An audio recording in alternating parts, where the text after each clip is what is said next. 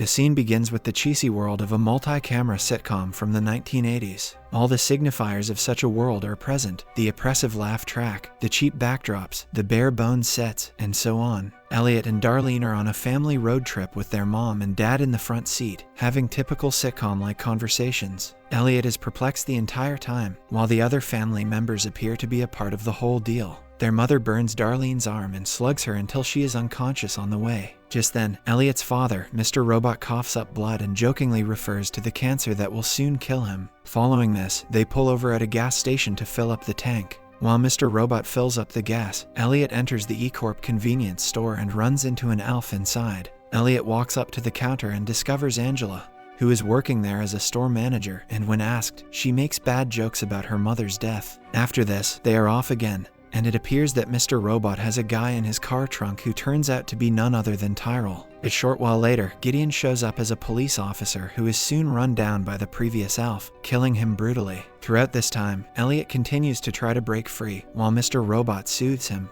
determined to keep him in the fantasy for as long as possible. Mr. Robot appears to have thrown Elliot into the safety of a sitcom to protect him from the beating he received at the hands of thugs after attempting to do the decent thing. Mr. Robot says, "When the truth is painful, son, a lie is the only remedy." Here, it is revealed that it is a dead father reaching out to his troubled son in a moment of terror. Back in the present, Elliot regains his consciousness in the hospital and finds Ray and Lone Star in his ward room. Ray tells him a story about his dog having heartworm, and also talks about the master and pet relationship that he and Elliot have now. On the other hand, Angela is working with F Society in order to carry out their plans, and Malby attempts to teach her the hack. However, they cannot teach her the hack in a single day and also do not have more time. Elsewhere, Cisco is dealing with the Chinese men when he gets into serious trouble. The two men with the masks, who Dai Piro noticed in the airport, grab Cisco from behind. The Chinese man named Zun penetrates an injection needle under his fingernail and cracks it off, leaving him in extreme pain.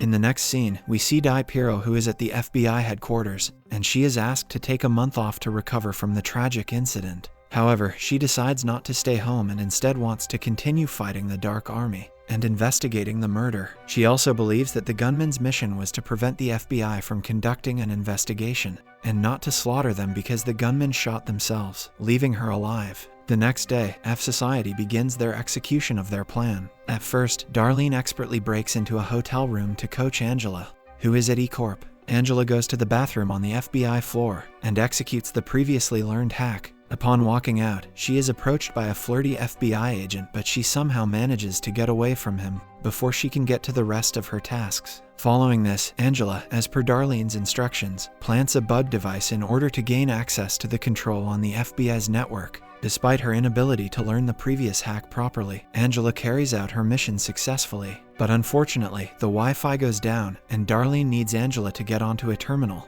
and bring it back up so that she can delete the security footage of Angela planting the bug. As a result, Angela goes back to her desk, and while she is in the middle of pulling off another hack, Dai Piro walks up to her desk and asks to speak with her. In the meantime, Elliot is forcibly abducted from his hospital bed by more of Ray's henchmen and Lone Star. They take him to an abandoned basement and walk away after tossing him on the ground. Shortly after, he notices his father, who explains that he was attempting to take those pain from him with the whole sitcom dream. Hearing this, Elliot manages to get on his feet and tearfully embraces Mr. Robot, thanking him for his efforts. The scene shifts back to Elliot's childhood, when his father picks him up from school, presumably after Elliot has been beaten up. Elliot's father consoles him and gently informs him that he was fired from his job due to missed time for cancer treatments. He promises Elliot with a cheerful smile, saying, "The world isn't going to get rid of me that easily." Furthermore, he reveals his intention to open a new computer store, which excites Elliot. He then asks his father if he can work there, to which he says yes. He also assigns Elliot the task of coming up with a name for the store. Elsewhere, Joanna continues to receive gifts for herself as well as her baby from an anonymous person.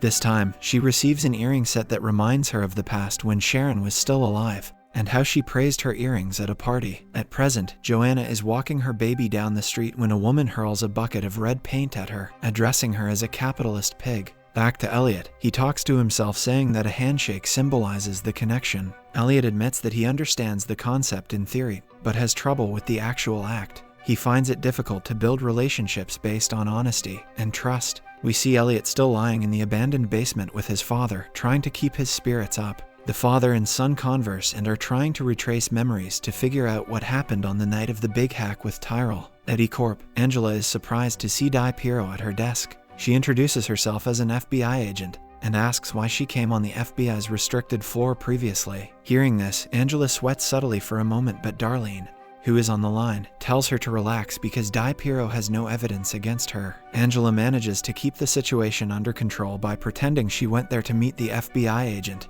and was discussing lunch with him. Di Piero appears to have reservations about Angela because she left the Allsafe a week before it was hacked and then ended up at E-Corp. However, she does not have the proof for anything, so she walks away. Following this, Angela finishes typing the remaining codes via Darlene's instructions, allowing them to successfully hack the FBI network. Meanwhile, when Elliot continues to badger Mr. Robot about Tyrell's whereabouts, Mr. Robot finally blows up and asks him why he cares, to which Elliot responds in his trademark monotone voice, he just wants to accept what he did and move on. Mr. Robot finally admits to capturing Elliot's mind and shooting Tyrell with the same gun that Darlene hid on the popcorn machine. On the other hand, Di Piero asks one of the FBI agents to show her the CCTV footage from the previous few hours, but she quickly realizes that the data has been corrupted. She then suspects that the FBI network has been hacked and directs her subordinates to search Angela's computer, assuming that she is responsible for it. Angela returns to the New F Society hideout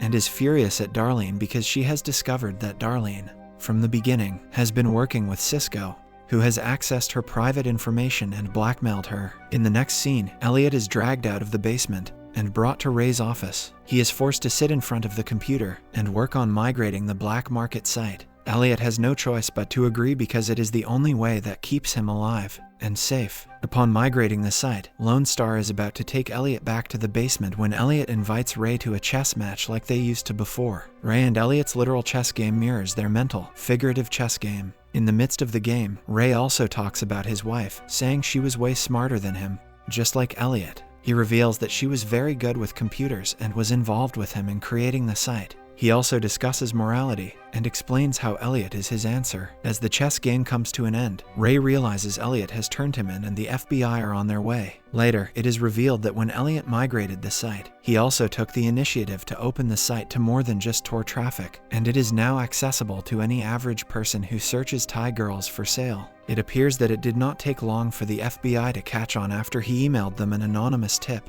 Elsewhere, Joanna is dealing with her boyfriend, Derek, who is dissatisfied with their relationship. He wanted her to come out in public as his girlfriend, but she claims she was too busy that day. Joanna then presents him with her divorce papers as a birthday gift, implying that she is ready to move on from Tyrell. On the other hand, F Society drops the missing anatomy of the Wall Street Bull through the house chambers skylight. In the meantime, Angela works to settle the class action lawsuit against E-Corp and the toxic leak that killed her mother, then moves into the risk management department to instill change from within. Elliot is at the basketball court with Leon when a group of guys approaches them. One of the guys claims that he had 800 bitcoins in his digital wallet at Ray's site, but now that the site is down, he no longer has access to it. He accuses Elliot for all this, and as a result, he demands his money back. It appears that many people are dissatisfied with Ray's arrest. Later, Elliot is alone at the church, where he summons Mr. Robot to find inspiration for what to do next, so that he can finish what he started with E-Corp.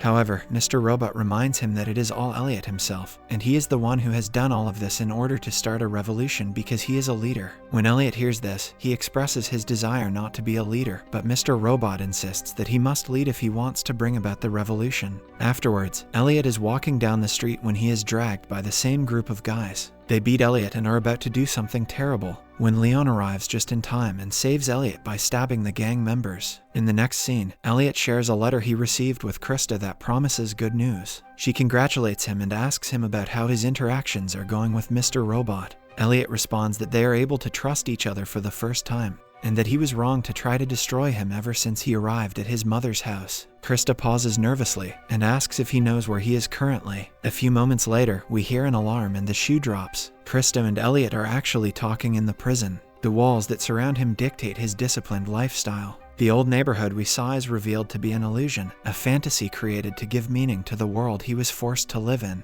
It seems that illusions have given him control rather than the other way around. Subscribe and hit that like button to help our channel grow. Turn the notifications on so you won't miss any of our new videos. Thanks for watching.